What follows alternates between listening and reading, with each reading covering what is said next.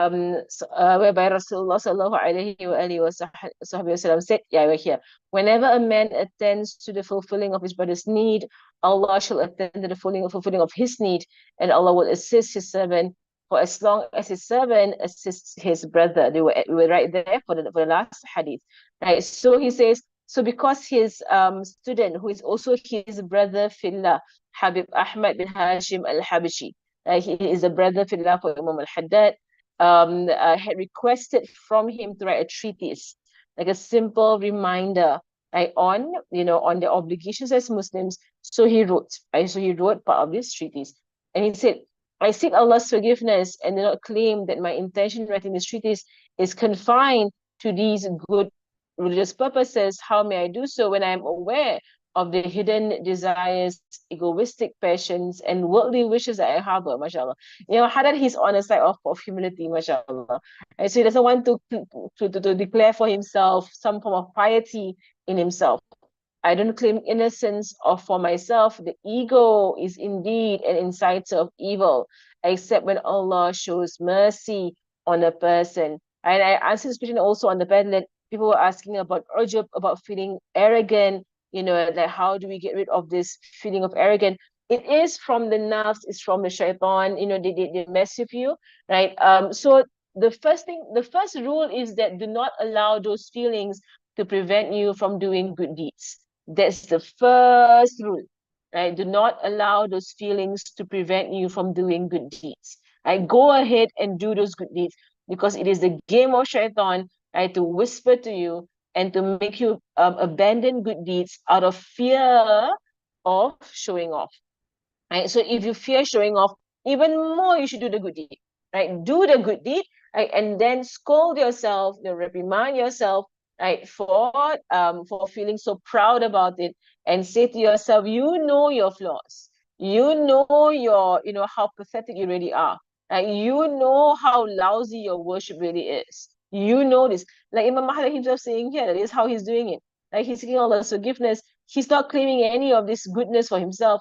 And then he says, I see he shows us, and how can I claim goodness for myself when I know what is hidden in myself? I know my hidden desires. I know my egoistic passions. I know my love for dunya. I know about me, right? I know myself, right? So I know, where I am.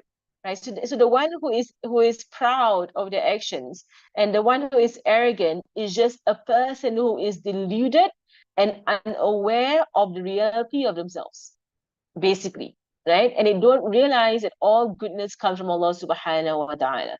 And so a deluded person, right? Completely deluded. So do not claim innocence for yourself, but always be suspicious of your soul, the ego, the nafs. It's an enemy, and an enemy should never be trusted. In fact, this nafs continues with us into Ramadan. Shaitan gets locked up. First day of Ramadan, shaitan gets locked up, right? But the nafs, right, does not get locked up, as you can clearly see during the break of the fast when people indulge their nafs. Right? It's really, probably at its peak in Ramadan. La hawla wa la quwwata illa billah. Right? So the ego is the enemy, the nafs is the enemy. The enemy should never be trusted. It is in effect the worst of enemies, as Rasulullah sallallahu alaihi wasallam has said, your worst enemy is your nafs, your ego between your sides, right? And in fact, the nafs is worse than 70 shaitan.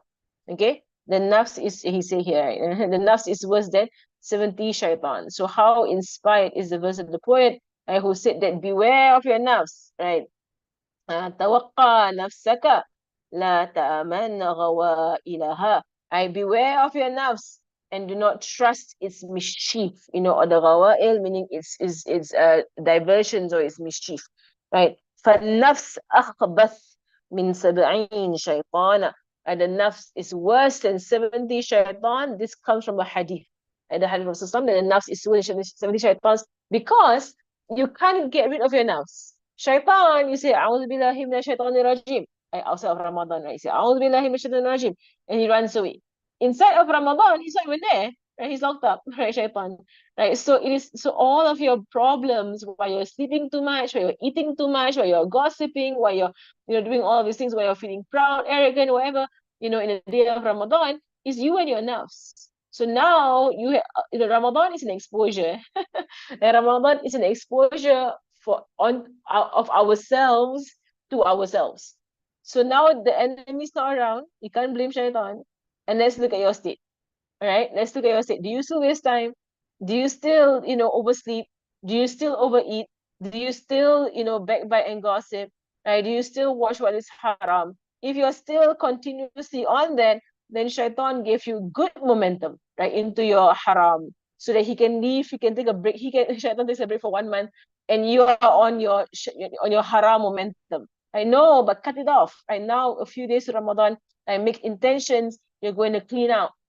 I clean out, as you mentioned yesterday, it is more important that you clean out your life from sins than you beautify your life with good deeds. While both are important, right? They are both important. In fact, we mentioned in the hadith yesterday that filling up your life with good deeds helps you clean out your life from bad deeds. All right. But what we're saying here is that not to, be content with the bad deeds, occurring in your life. That means you have no problem with the bad deeds. Then you think to yourself, I'm just gonna do more good deeds, right? Just to, balance it out. No, no, no. I remove the bad deeds. It is more effective and more, it is more effective on your iman, on your heart, when you remove the bad deeds. Right? So focus on that. Remove the bad deeds, right? And then remove the bad deeds, right? And then, of course, the doing of good deeds is to prevent the coming in of the bad deeds. All right? You can use good deeds to prevent the bad deeds. As we have taken in yesterday's hadith, right? So beware of your ego. Oh Allah, I seek your protection against my committing adultery, idolatry, in committing idolatry, shirk, knowingly, and forgiveness for what I am not aware of. This is a dua from Rasulullah sallallahu alaihi wasallam. I'll recite it. Allahumma inni a'udhu bika an ushrika bika wa ana a'lamu wa astaghfiruka lima la a'lam. The dua that was taught to us by Rasulullah sallallahu alaihi wasallam, like to protect ourselves from hidden shirk. Hidden shirk is basically being proud of oneself, ujub, right? Ujub, to feel pride in oneself. That is a hidden form of shirk, because now you have made yourself the goal and the focus of your good deeds. You are the goal. Right? So now the shirk happens here. Why? Because instead of doing it for Allah subhanahu wa ta'ala, you are doing it for your nafs, and you have made your nafs your God. Right? So that's why it is a form of shirk. So the dua is, Allahumma inni a'udhu bika an ushrika bika wa ana a'lamuhu wa astaghfiruka lima la a'lam. And there are a few variations of this dua. You might find a few different riwayat. But it's only a slight variation here and there.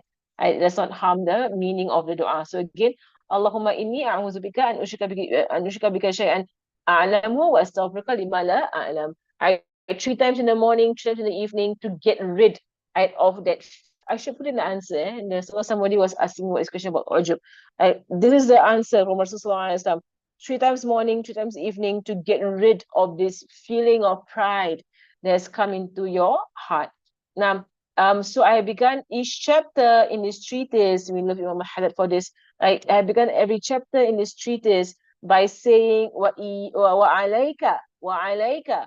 Alayka means you. It is on you. It is on you to do something and something, to do such and such a thing. And this is being addressed particularly to my own self. So he wrote this book, and he will always say, "It's on you. It's on you to do certain things." He's instructing, and he is instructing his own self. He is writing to his own nafs. Right? And my brother Fillah, my friend, who was the cause for the writing of this treatise, and generally to every Muslim who reads it. So when he speaks to you in this book, he's speaking to you. Right? Listen up. Okay. This expression has an effect on the heart when you say it is on you. So every section in his book, right, he will say it's on you, or he will say iyaka. Iyaka means beware. You should beware. You should beware. Right? And backbiting, for example. If you say alayka, or on you, right, to ensure that you give out charity in Ramadan, for example. Right? So every section begins with an alayka or an iyaka. Okay, alayka, it is instruction, right? Iyaka will be for prohibition. Tamam? This prohibition is an effect on the heart.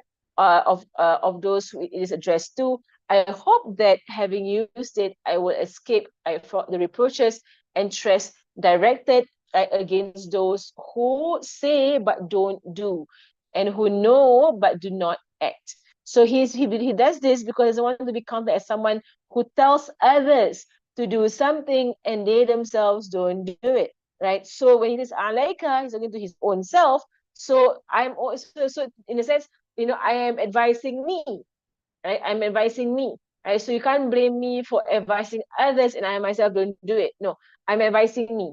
I'm advising me, right? So if I address myself saying you must do this indicates that the thing has not yet become a reality through my own practicing of what I know. And Imam Al-Haddad, Ya Allah, he's one of the most righteous individuals in our zaman, because he's of a later times, right? He's only 400 years ago.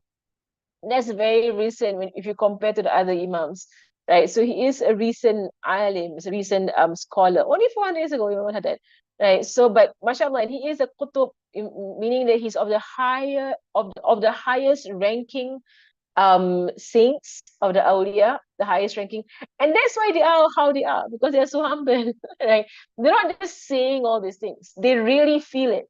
They really feel that they're not,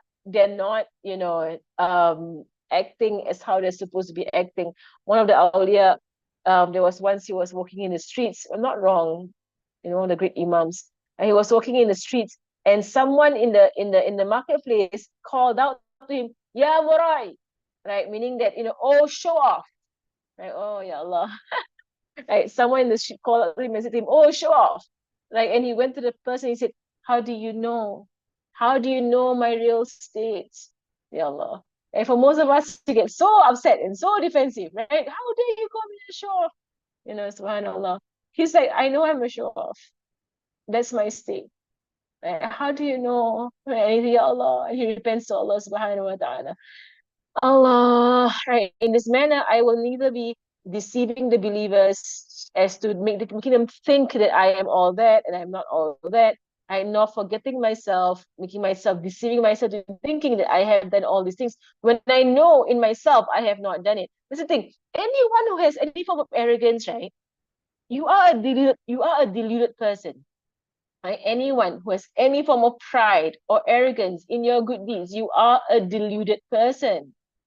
Right, because who with knowledge, when you have knowledge, who can claim that your prayers are all that, right? Or even your fasting is all that? Who can claim you have the highest level of fasting? That I have fasted the highest level of fasting, that my heart has fasted from the dunya, right? Any of you here can claim that? And if you can claim that, then that means you are not that. That's how it is, right? It contradicts. Right? If you can claim, if someone can claim humility, that in and of itself is a proof of them not having humility. Ya Allah. Right? You can't even claim it, because the moment you claim it, that you nullify it for yourself. Subhanallah.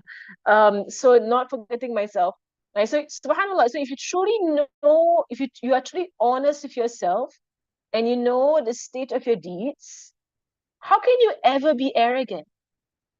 Right? How can you ever have pride? So all those questions that I answered yesterday on Padlet, there were so many questions on Ojib. Like really, if you know yourself very well, pride is something that they can never seep into your heart. If you know yourself well, we know our shortcomings. We know how pathetic our worship. We know it. Right? How do you get arrogant? Right? But rather, we are desperately in need of Allah's forgiveness and pardoning of our shortcomings, right? Right. So how do you so not forgetting myself, for this is how Allah describes those who have no understanding. How do you exhort people? Meaning, how do you reprimand people, or call people to goodness and forget yourselves while you recite the book? Right. So inshallah, I will stop here for this class. We will resume after Ramadan. Because Ramadan, I will change all the morning classes to tafsir of Juz 29. Quran will encompass everything anyway. Quran has all topics, all subjects in Quran. So inshallah, we will have that in Ramadan. Barakallahu fikum fima baqiya min Sha'ban. May Allah subhanahu wa ta'ala bless all of you in what is left for us of Sha'ban, Ya Rab. وبلغنا Ramadan Salimin.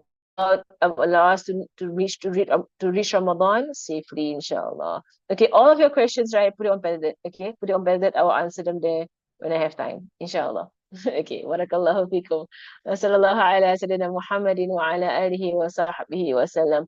والحمد لله رب العالمين سبحانك اللهم وبحمدك أشهد لا إله إلا أنت أستغفرك وأتوب إليك بسم الله الرحمن الرحيم والعصر إن الإنسان لفي خسر الذين آمنوا وعملوا الصالحات السلام عليكم ورحمة الله وبركاته